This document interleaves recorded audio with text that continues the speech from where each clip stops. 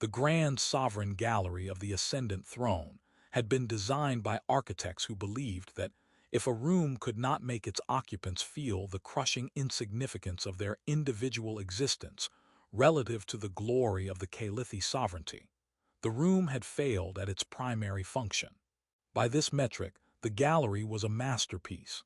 The ceiling rose to a height that converted the concept of indoors into a polite fiction, supported by columns of dark crystalline stone that pulsed with embedded bioluminescent veining in deep blues and silvers, each column representing a millennium of imperial rule, and therefore numbering enough to make the space feel less like a hall and more like a forest grown from ambition and mineral. The floor was polished to a reflective perfection that doubled every light source and every occupant, creating the disconcerting impression of walking on the surface of still water, an effect that the Calithi found aesthetically profound, and that several members of the human diplomatic team found nauseating. Ethan Cordell stood near the gallery's western colonnade, which he had selected through the diplomatic strategy of identifying the part of the room that was farthest from anything he could accidentally break and positioning himself there, with the committed stillness of a man who understood that his primary contribution to first contact was not making it worse. He was 29, which was old enough to have a doctoral degree in xenolinguistics and young enough to have been assigned to this mission, in the capacity that all junior staff were assigned to historic events. As a warm body whose presence justified a budget line, and whose role was to observe, learn, and under no circumstances do anything that would appear in the post-mission incident report. He was not tall. This was a relevant detail because the Calithi were uniformly tall, and the gallery's proportions had been calibrated for their height, which meant that Ethan experienced the architecture as approximately 20% more overwhelming than intended, an unintended enhancement that the architects would have appreciated if they had been consulted on human ergonomics, which they had not. His hair was brown, slightly too long, pushed behind his ears in the style of someone whose grooming priorities had been permanently shaped by graduate school, where the standard of acceptable appearance was technically dressed, and anything beyond that was considered ostentation.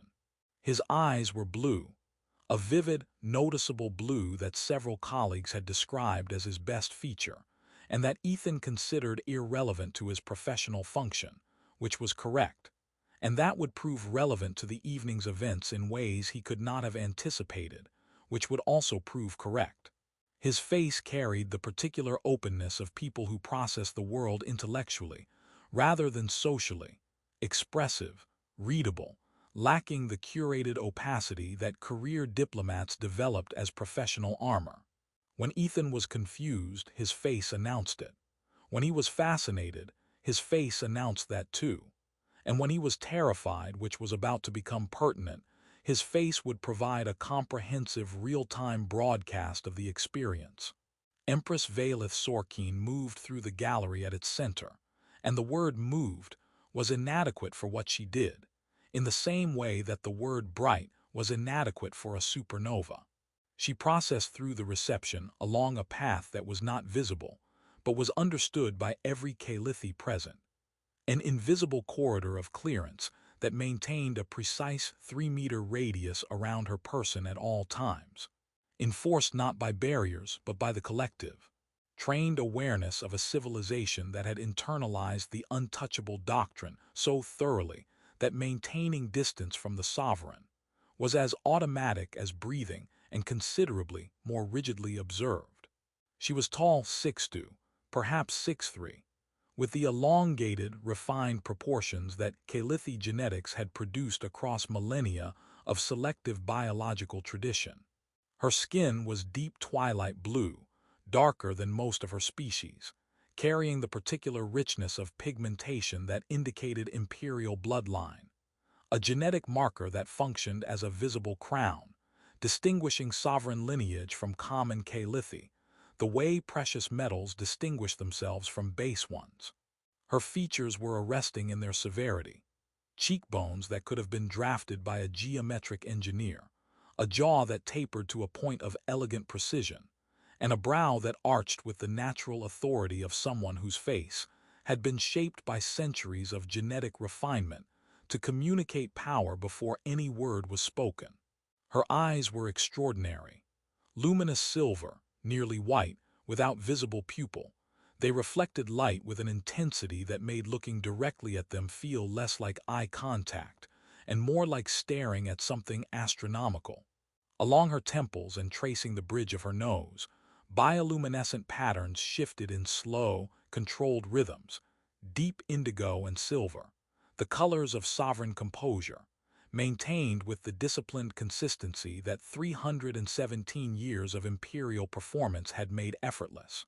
Her hair was midnight black, long, arranged in a style of such elaborate architectural precision that it appeared less like hair and more like a structure, woven with threads of bioluminescent material that pulsed in synchronization with her temple patterns, creating a unified display of controlled, imperial presence that communicated to every being in the room that the person wearing it was not a participant in the event, but its reason for existing.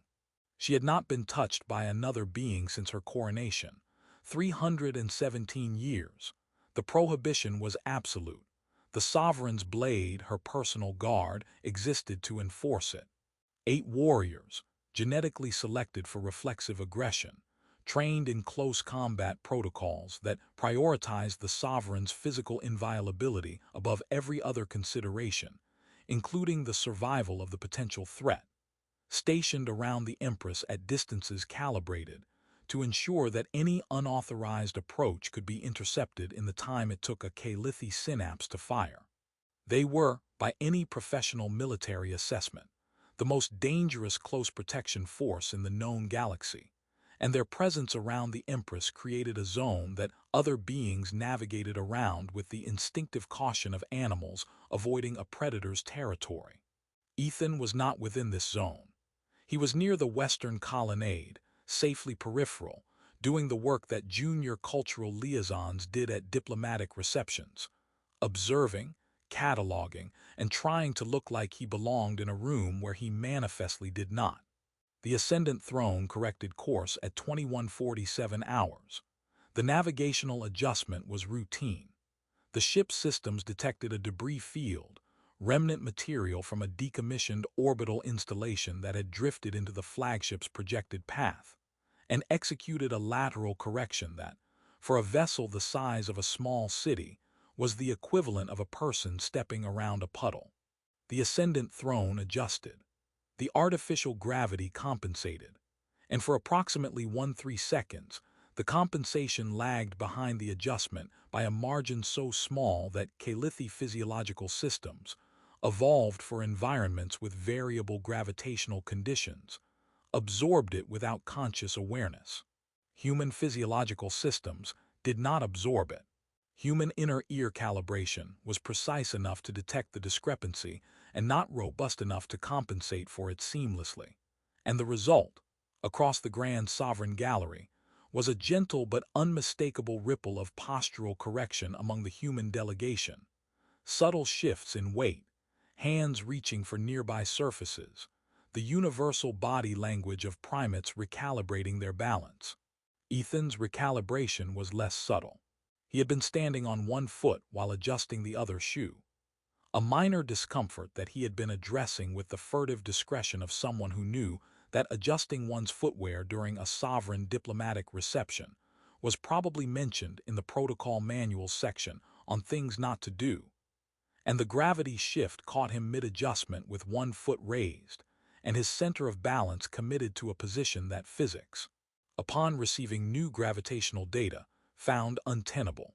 He stumbled. The stumble had the particular quality of stumbles produced by intelligent people whose bodies have been given conflicting instructions. His brain said, recover balance.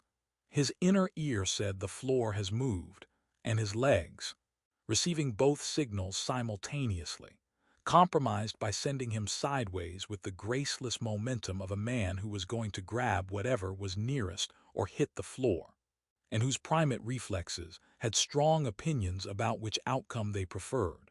His hand closed around the nearest stable thing. The nearest stable thing was the empress of the Calithi sovereignty's left arm. The contact was firm. His fingers wrapped around her forearm with the grip strength of a falling human's reflexive response, which was considerable because evolution had spent millions of years ensuring that primates who fell from heights and grabbed things did not let go of those things regardless of what those things turned out to be. He gripped her arm and his body arrested its lateral motion, and for a fraction of a second, a fraction so small that it existed in the space between one heartbeat and the next, the only thing in the universe was a hand on an arm, and the simple, physical reality of one person holding onto another. Then the fraction ended and the universe caught up. The sovereign's blade moved, 8 guards from 8 positions in the same instant. The synchronization was not choreographed but trained, a shared reflexive response drilled into their nervous systems until it operated below conscious thought, and what it produced was 8 bodies converging on a single point with the focused, lethal efficiency of a weapons system achieving lock. Energy weapons cleared holsters. Targeting systems engaged, painting Ethan's vital points with designation markers that his diplomatic training did not cover, because his diplomatic training had operated on the assumption that he would not grab the empress. The gallery's ambient lighting shifted. The deep, warm gold of celebratory illumination transitioned to a saturated amber that pulsed at a frequency Calithi recognized at a species level. Sovereign threat status. The visual alarm that communicated to every being in the room that something had happened to the empress and that the response was active. Every Calithi in the gallery turned toward the empress with the unified attention of a species whose social architecture placed the sovereign at the center of all awareness. And what they saw was a human, small, clearly terrified, visibly harmless, gripping their monarch's arm with a frozen expression that broadcast, with the comprehensive honesty of a face that could not hide its owner's emotional state. The real-time experience of a man who had just realized that his hand was on the most forbidden surface in the known galaxy, and whose reflexes had not yet agreed to let go. Ethan's brain arrived at the situation approximately 2 seconds after his hand did. The sequence of his cognitive processing was: I'm falling, I grabbed something. The something is a person. The person is very important. The person is the empress. There are 8 people with weapons pointed at me, and I am still holding her arm because my fingers have apparently decided that maintaining grip is more important than continued existence. He looked up, Valith looked down. The distance between their faces was approximately 18 inches, which was closer than any living being had been to the empress in 3 centuries, and which gave Ethan an involuntary and comprehensive view of her face, at a proximity that her court artists had never achieved. The fine texture of her twilight blue skin, the intricate bioluminescent patterns along her temples shifting through colors at a speed that suggested her emotional processing system had encountered unprecedented input, and her silver eyes, luminous and reflective, focused on his face with an expression that he could not read because his cultural training had not covered what the empress looked like when she was experiencing something for the first time in 300 years.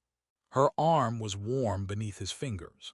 This detail registered with the inappropriate vividness of details perceived during moments of acute crisis. His brain, unable to process the larger situation, had fixated on the sensory specifics with the desperate focus of a drowning man cataloging the temperature of the water. The sovereign's blade waited for the order to fire. Their weapons were stable. Their targeting was locked. Their training demanded execution of the threat, and their sovereign had not yet given the command. And the absence of the command was creating a feedback loop in their operational protocols that manifested as frozen readiness. Weapons aimed, bodies coiled, the lethal machinery of close protection operating at full capacity, and held in suspension by the silence of the person they were protecting. Valith laughed. The sound broke the gallery's paralysis the way a stone breaks the surface of water, a single point of impact sending ripples in every direction. It was not the Empress's official laugh, which Ethan had heard during the reception's formal welcome, and which had the precisely measured warmth of something that was performed rather than felt. This laugh was different. It was startled, uncontrolled, produced by the involuntary engagement of vocal and respiratory systems that had not generated spontaneous amusement in so long that the sound itself carried a quality of surprise, as though the laugh was as unexpected to the person producing it as it was to everyone hearing it. She steadied him. Her free hand, the one he was not gripping, came up and caught his shoulder with a firmness that prevented his continued instability, and the contact was mutual now, deliberate on her end. Her fingers pressing against his shoulder with the kind of grip that said, "I am choosing this." And the sovereign's blade saw it, and their operational protocols experienced a conflict so severe that 2 of the 8 warriors visibly flinched, which for warriors whose training eliminated involuntary physical responses was the equivalent of an ordinary person collapsing. "Stand down," Valeth said, and her voice carried the harmonic authority that 3 centuries of command had fused into its fundamental frequency, the sound of a person whose words did not request but restructured reality.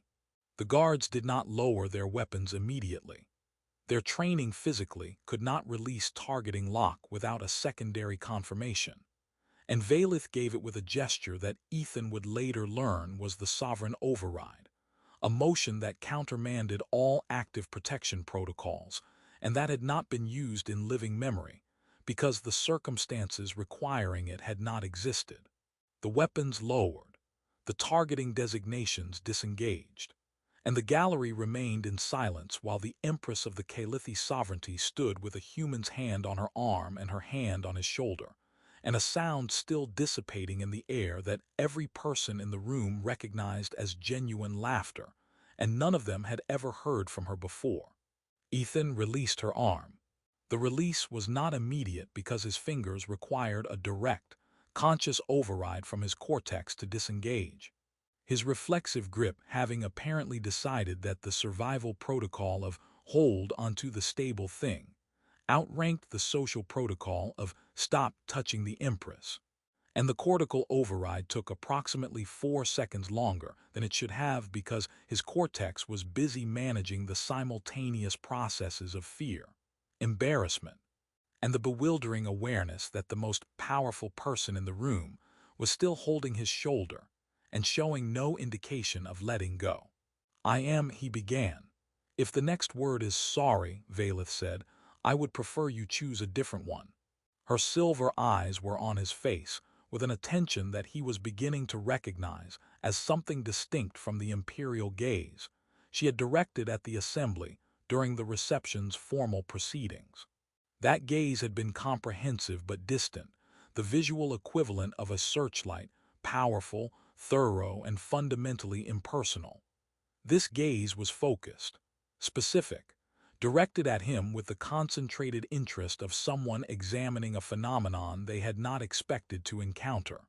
Her bioluminescent patterns were doing something her court had never witnessed. The controlled indigo silver of sovereign composure had fractured, replaced by shifting waves of color that her attendants, watching from their stations with expressions ranging from alarm to fascination, could not classify using any established emotional reference. Deep blue threading with bright silver, pulses of violet that carried warmth rather than authority. And beneath it all, moving through her patterns like a current finding a new channel, a luminous gold that spread slowly from her temples across her brow, and that the Calithi physiological lexicon associated with a state so rarely observed in their species that the clinical description filled half a page, and the common description was simply, "Joy, you touched me," she said, and the harmonic undertone of her voice carried something that the room's translation systems would struggle to render, because it existed in a register that Calithi vocal architecture rarely accessed, a frequency that resonated with vulnerability, with surprise, with the specific quality of someone encountering an experience they had forgotten was possible. "I was falling," Ethan said. I didn't know the protocol briefing mentioned personal space requirements, but it didn't I wouldn't have. You grabbed the nearest stable object because your body was falling, and your instincts prioritized preventing the fall over respecting the political architecture of the person you grabbed. Yes, exactly that. Do you understand what that means? That I need to reread the protocol manual.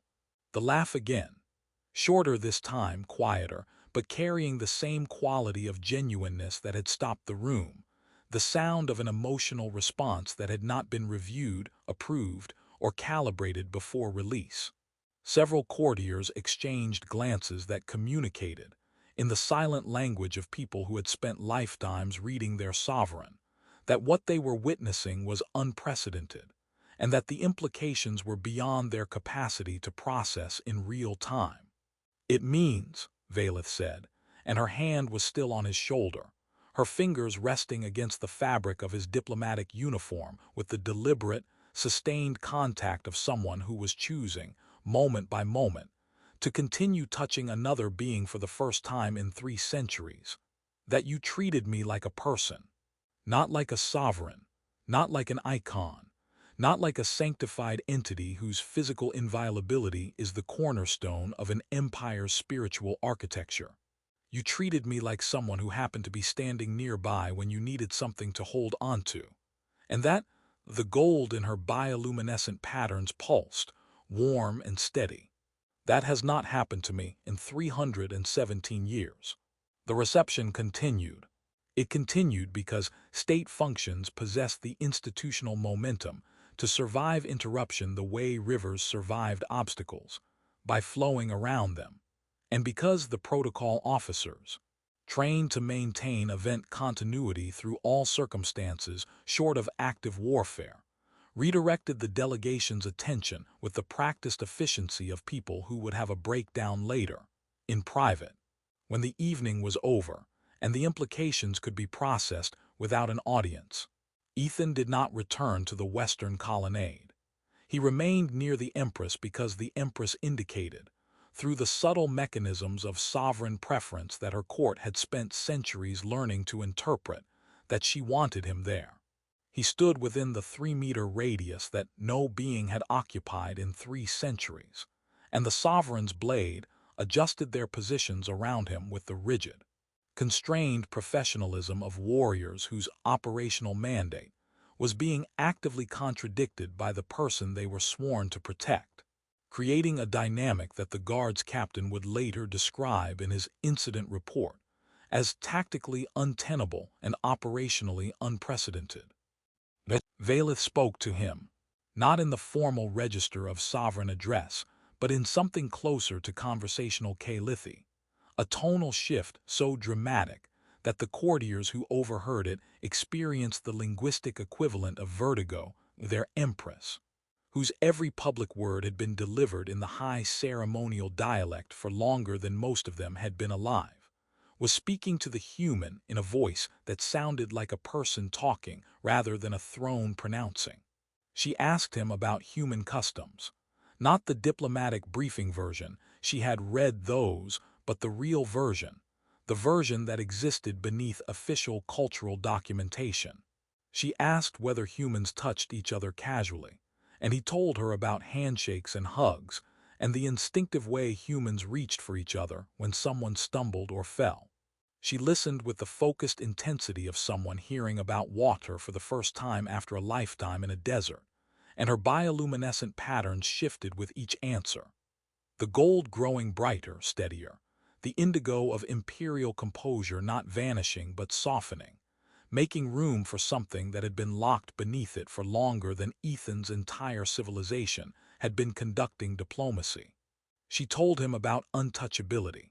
She told him in the conversational register, not the ceremonial one, and the difference was the difference between reading about loneliness and hearing someone describe it while standing close enough that you could feel the warmth of their arm where you had held it.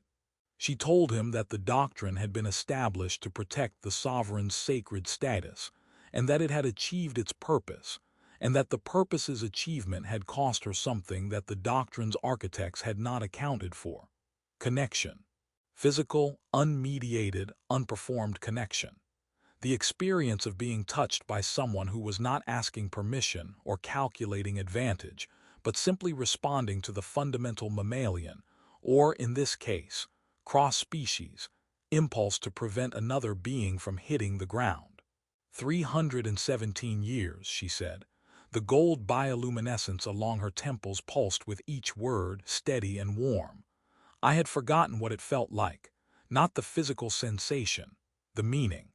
The meaning of someone reaching for you because they see a person falling, not a sovereign descending. The private conversation happened after the reception concluded, in a chamber adjacent to the gallery that the empress used for meetings she did not want recorded by the court's documentation systems. The sovereign's blade stood outside, their discomfort radiating through the closed door with a frequency that was almost audible. Inside, the room was simpler than the gallery, smaller, warmer, lit by bioluminescent panels that cast a soft, even glow rather than the gallery's overwhelming radiance. Ethan sat because the empress told him to sit, and because his legs, having sustained the dual strain of a gravity-induced stumble, and 3 subsequent hours of standing near a person who made every molecule in his vicinity feel politically significant, were making compelling arguments for a chair. Valith sat opposite him, which was itself extraordinary.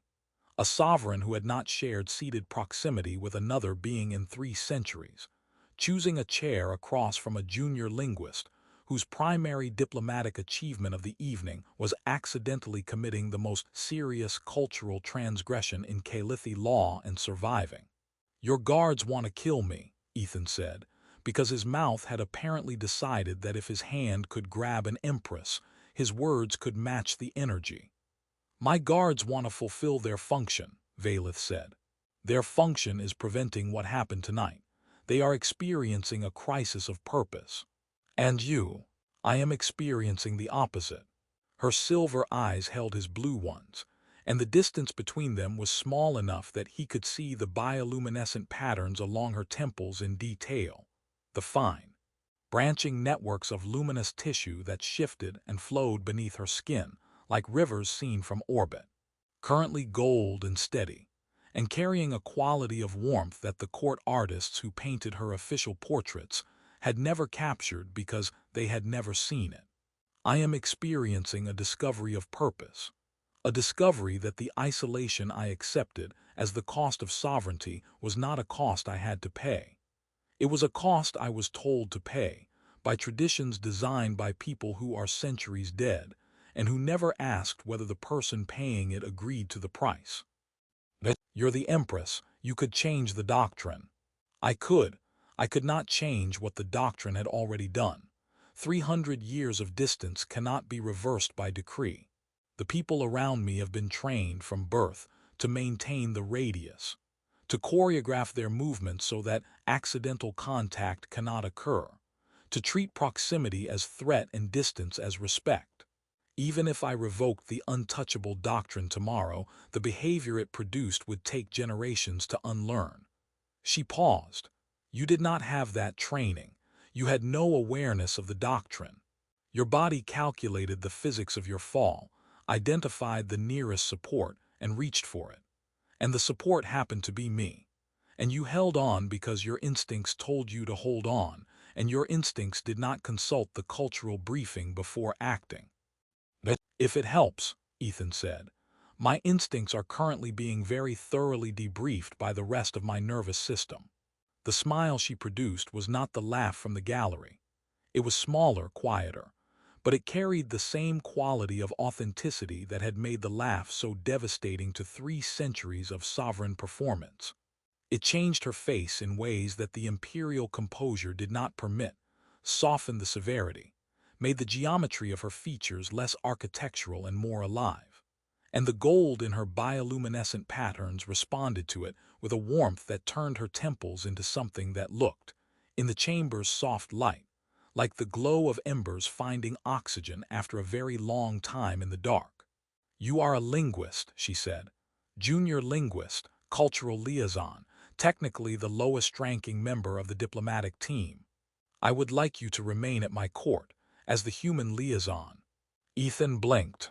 My supervisor would need to approve. Your supervisor will approve whatever I ask your supervisor to approve. The treaty we are establishing gives me considerable influence over the terms of the human diplomatic mission, and I intend to exercise that influence in this specific instance. Her silver eyes held his with the direct, unblinking intensity of a sovereign making a decision and informing, rather than consulting, the person affected by it. You are the only person in 317 years who has touched me without intent, without calculation, without the awareness that touching me was forbidden. You treated me as a person who might need steadying. I have been steadied by no one for longer than your civilization has been conducting interstellar diplomacy, and I am not willing to return to a court where no one ever will. Your guards will adapt. Adaptation is a function of strong institutions, and the sovereign's blade is the strongest institution in the sovereignty, which means they will either adapt to the presence of a human who occasionally requires physical support when the gravity shifts, or they will demonstrate that their strength was always rigidity, and rigidity, as your own species' history suggests, is not the same as resilience. Ethan looked at the empress. At the gold light along her temples, the silver eyes that held his without the distance that every other being maintained, the hand resting on the arm of her chair. The same arm he had grabbed, the same forearm his fingers had gripped in reflexive desperation, which was now resting in open air 6 inches from his own hand, a distance that was both nothing and 3 centuries wide. I'm not a good diplomat, he said. I'm a linguist who reads body language and stumbles during gravity corrections and says things without checking whether they're appropriate. Yes, Valeth said, that is precisely why I want you here. The gold bioluminescence along her temples pulsed once, warm, steady, and deliberate, and in the chamber's soft light, the empress of the Calithi sovereignty sat across from a human whose primary qualification for the most significant posting in interstellar diplomatic history was that he had grabbed the nearest person, and reminded someone who had forgotten what it felt like to be held, that being held was possible. Outside, the sovereign's blade stood their watch. Their discomfort would become adaptation. Their adaptation would become precedent. And the precedent would become, over time, something that the Calithi sovereignty had not experienced in 3 centuries and had not known it was missing. The understanding that a sovereign who is never touched is not protected but imprisoned, and that the person who broke the imprisonment did so not through courage or design, but through the simple, profound, irreducibly human act of reaching for